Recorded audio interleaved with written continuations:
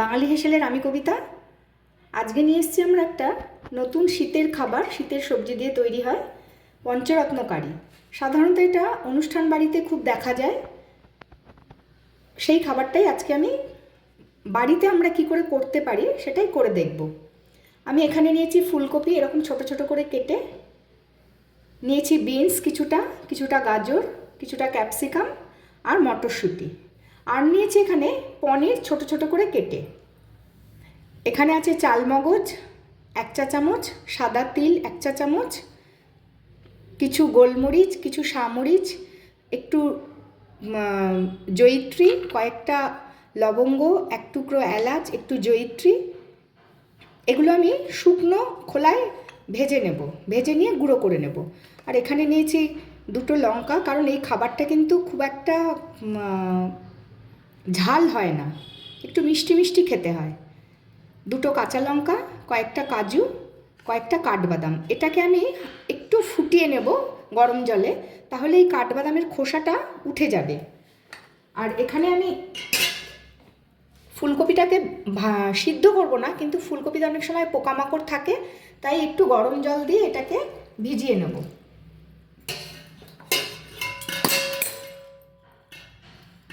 সঙ্গে দিয়ে দেবো একটু নুন। আর পনিরও দুধের গন্ধ থাকে, অনেকের পছন্দ হয় না, তাই এবং খুব নরম হয়ে যায় ঈষদুষ্ণ জলে ভেজালে। আমি পনিরও ছোট ছোট করে কাটার পরে একটু গরম জলে ভিজিয়ে নেব। পনিরেও সামান্য চিনি আর সামান্য নুন দিয়ে দেবো, দিয়ে মিনিট 15 ভিজতে দেব। এখানে সব মশলা হালকা আছে, আমি একটু রোস্ট করে নিচ্ছি।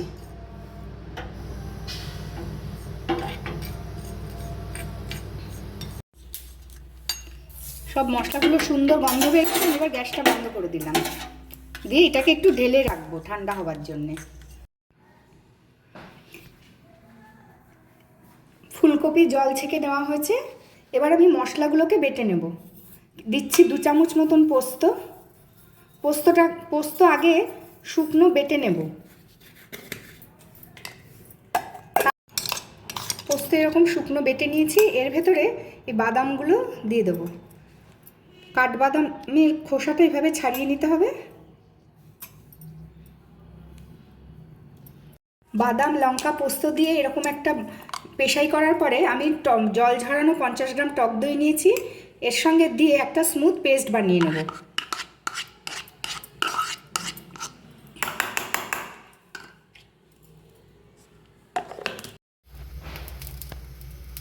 প্রথমে 1 চামচ ঘি দিচ্ছি,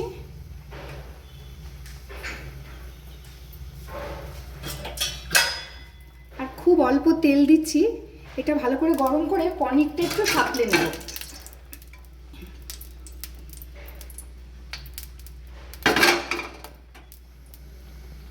ভালো গরম হয়ে গেছে, গ্যাসের ফ্লেমটা সিমে দিয়ে জল ঝরিয়ে রাখা পনিরগুলো এতে দিয়ে দিচ্ছি।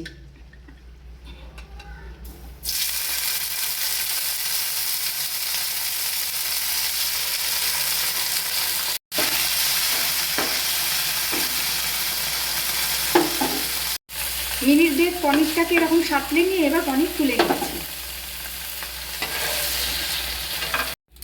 এই প্যানেই আবার আমি 1 টেবিল চামচ মতন তেল দিয়ে একটু গরম করে নেব।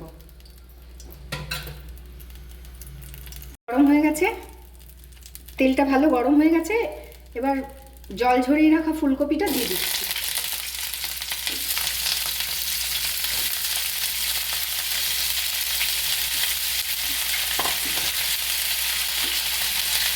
মাঝারি আছে ফুলকপিগুলোকে একটু ভেজে দেব। ফুলকপির গায়ে এরকম হালকা রং ধরতে শুরু করলে এবার এটাকে ঢেলে নিচ্ছি। আবারও এখানে দিচ্ছি 1 টেবিল চামচ মতন তেল।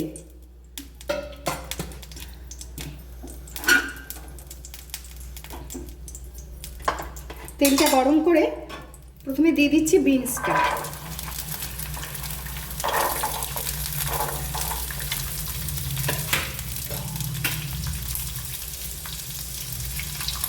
অল্প নুন ছড়িয়ে দিচ্ছি।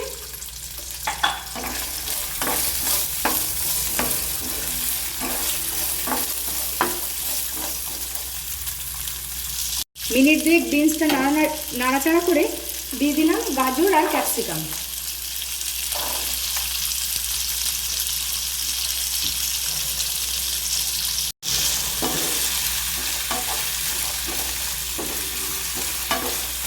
একটু নরম হওয়া পর্যন্ত ঢাকা দিয়ে দেবো। মিনিট 5-7 পর আমি ঢাকনাটা খুলছি। সব সবজি কিন্তু সুন্দর নরম হয়ে গেছে, এবার এগুলো তুলে নেব।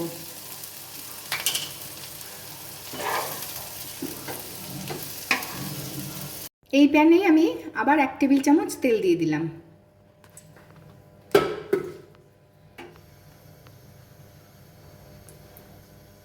তেল ভালো গরম হয়ে গেছে, দিয়ে দিচ্ছি কাজু পেস্টের বাটাটা।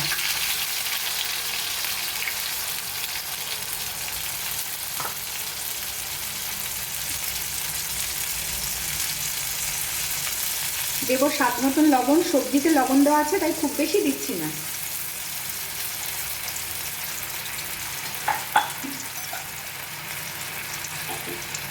একটা হালকা ক্রিম রং হবে, খুব সামান্য একটুখানি হলুদ দিলাম।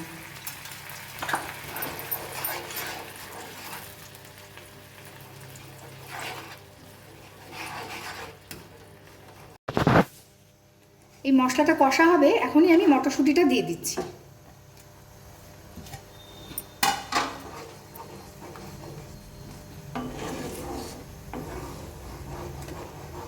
মশলাটা ভালো করে কষা হয়ে গেলে তেল ছাড়তে শুরু করলে ভেজে রাখা সব সবজিগুলো দিয়ে দিচ্ছি।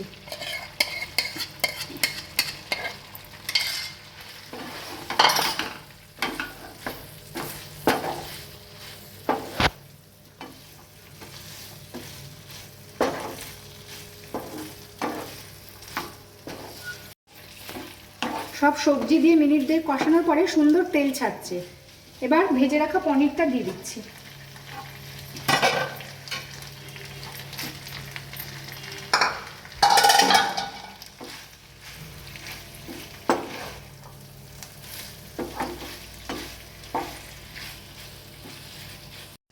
পনির দিয়েও মিনিট 2 কষানোর পরে দিচ্ছি অল্প জল।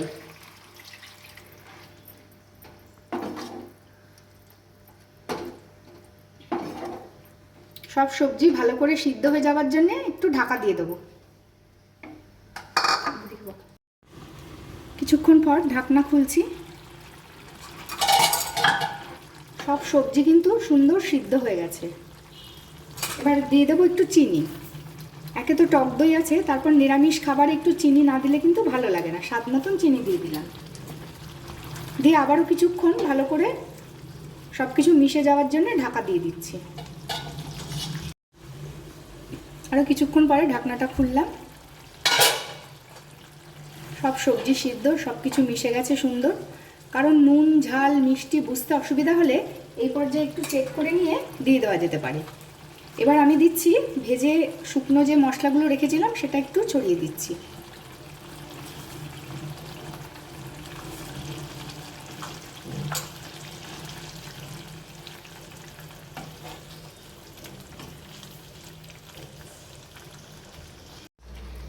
মশলা ভালো করে মিশিয়ে নিয়ে এবার দিয়ে দিচ্ছি একটু ক্রিম। 2 চা চামচ মতন ক্রিম দিয়ে দিলাম। সব কিছু দিয়ে আরও মিনিট 2 একটু ফুটিয়ে নেব। আমাদের আজকের রেসিপি পঞ্চরত্ন কারি তৈরি। রুচি, পরোটা, ফ্রায়েড রাইস সব কিছু দিয়ে খেতে খুব সুন্দর লাগে।